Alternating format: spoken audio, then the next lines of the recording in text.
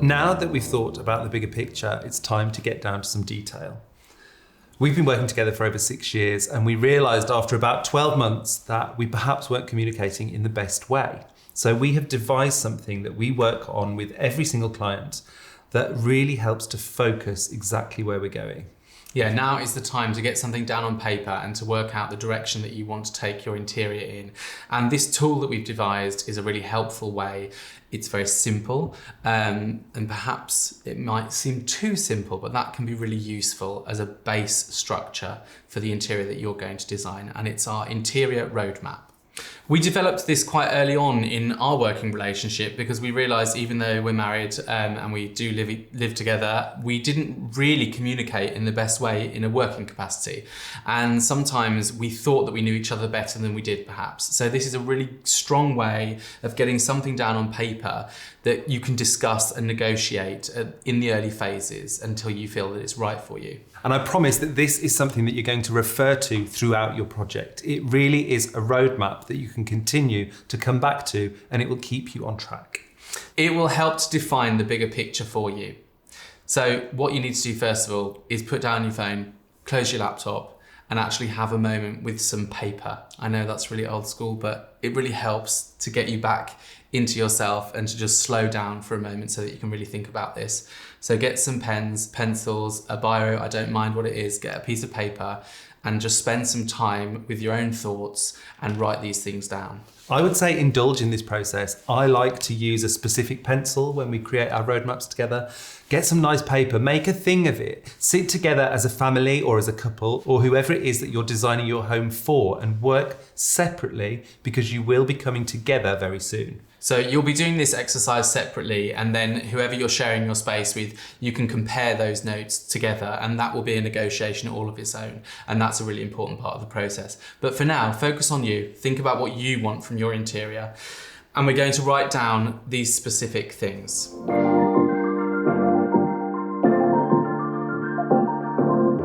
So we start with 3 colours. Now, they can be any colours you like. Try not to think specifically about where they might be featured or how they might appear. Just think about 3 colours that you love and that you would like to experience in your home. And that's really key. Don't worry about the function that it's going to be attached to or the room that it's going to appear in, because this is a moment to free yourself from all of that and just think about the colours that you love. You don't have to worry about the trends or period colours or anything. Just think about colours that you love and focus back in on yourself.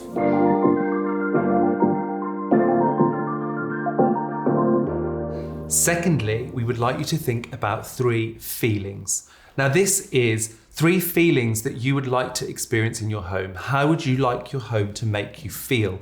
It could be relaxed, it could be uplifting, it could be happy. Any feelings that you want to experience or to be attached to your home, write them down.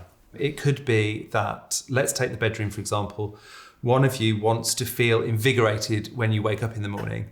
So you might want to opt for a lightweight curtain, something that allows natural light to flood into the room, whereas your partner might like a dark space to sleep, so they may want blackout blinds. The compromise there is perhaps you have both. And in the wintertime, you might use the lighter weight curtain, and then the blind that's beneath the window could be used in summertime to black out the light.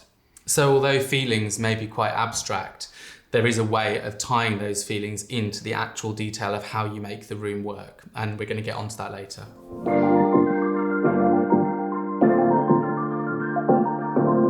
Next up is functions. So 3 functions. These are the things that you're going to do in the spaces within your home. And obviously this isn't going to incorporate every single thing that's going to happen in your home, but it's the things that are most important to you. So it might be working, sleeping, relaxing, perhaps cooking is really important to you.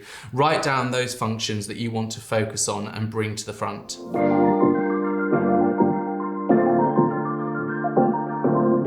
Three materials is next. Try not to think about exactly where those materials will feature, but think about the 3 materials that you love best, how they feel, how they might look, the colour, the texture of them. It could be wood, concrete and metal.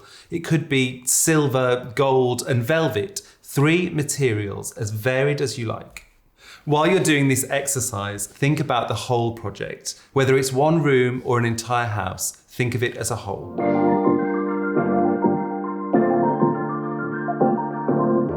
Finally, and perhaps most importantly, or at least most fun, think about the title of your project.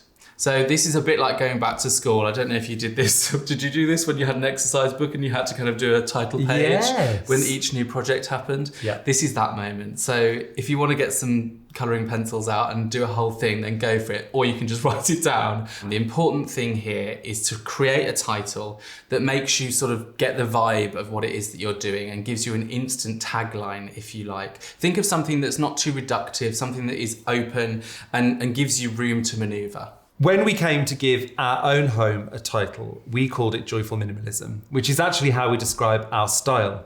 But you can be as creative as you like. Some projects that we've had in the past have been smash hits of Soho. Who Run the World, Girls. One of my favourites. Yeah. Ms. Crawford's Blade Runner Boudoir. That was one of my favourites. That was actually a title of one of the projects that we did. So the key here is just to have fun with it. Think of something that makes you feel excited or happy and give your home a title.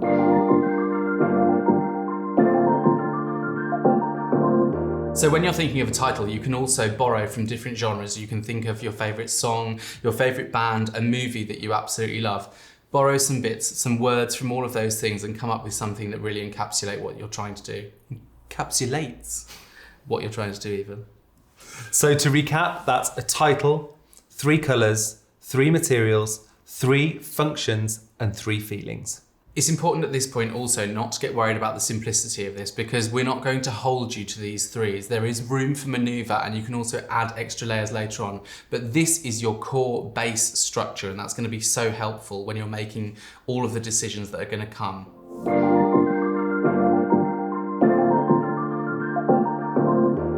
Now that you've got your individual roadmap, we want to encourage you to sit down with the people that you share your home with and share your roadmaps together. This is where the fun starts. Sometimes it can be a bit of a moment, can't it, when you reveal your roadmap? Yeah. We've definitely had several moments where we've shown each other what we thought that we were going to do for a client and we're like, really? Yeah. Where did that come from? Don't be worried that you've got completely different things because you will have. That's because we're all individual people and we all live completely differently. If you're a couple, you may find that you now have 6 colours, 6 feelings, 6 functions and 6 materials.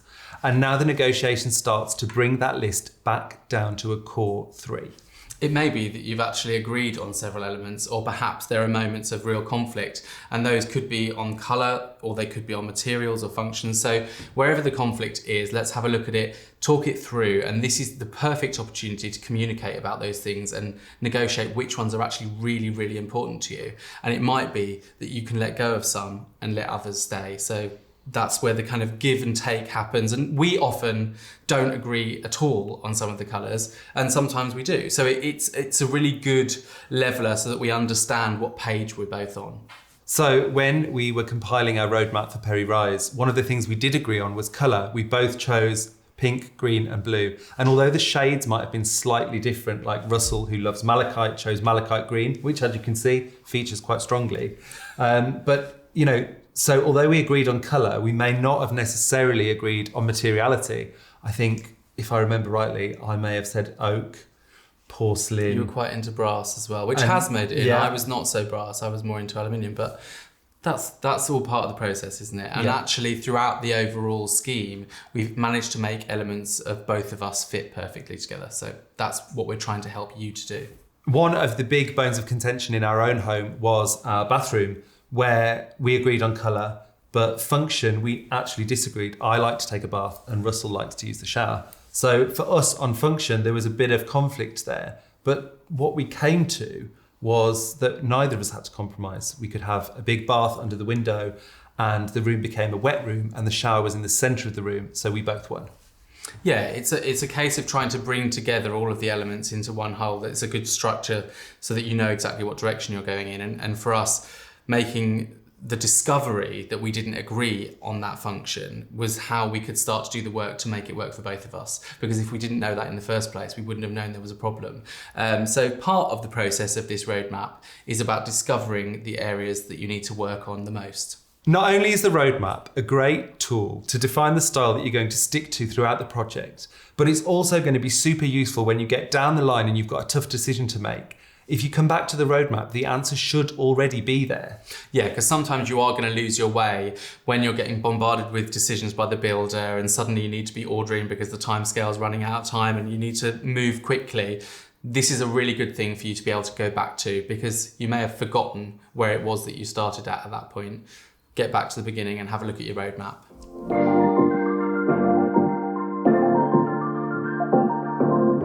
There are lots of decisions to make when you're designing your home, and the roadmap is something that you'll continually be able to refer to help answer those decisions quickly. Yeah, it can take some of the pressure off when you're feeling it really badly in the middle of a project, and those moments always do come, don't they? Certainly when some of the money's already gone out and you've bought lots of the elements and you start to lose your way. This is something that can resolve some of that conflict, help you make faster decisions and take away some of the pressure.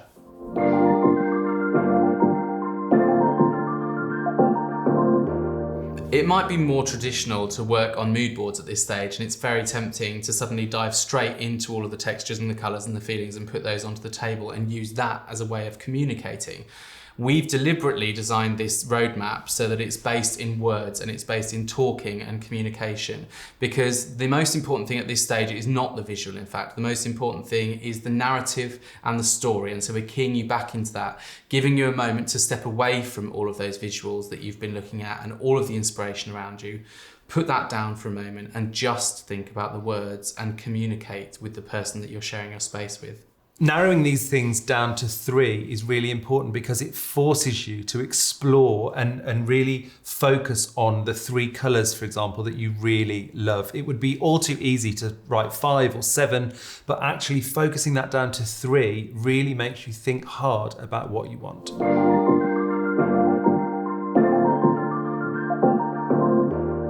So the outcome of all of this is that you should be able to negotiate your final list that holds all of the 3s, and it will give you your solid roadmap to keep working from and referring back to.